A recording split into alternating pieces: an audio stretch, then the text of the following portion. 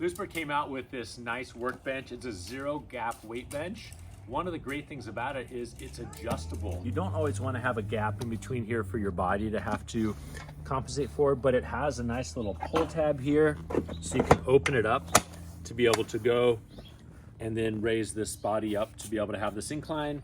And then this is adjustable to be at different settings, whether you want different inclinations or lay flat. And then to be able to get rid of this gap, you just pull the tab here and move it over, and then it goes and locks in place and gets rid of that gap. The other adjustability here is on the foot side of things. This here, you pull it out and you can move this up and down depending on what position you want it in. Then also this here has adjustability. You can go here, you can go here, you can go here. This also allows it to lay flat, so for a storing side of things, so you can go ahead and do that. And then this pin here, there's a pin on this side that comes out. This is the big pin, and then that allows this whole thing to fold up for a lot easier, more ergonomic storage.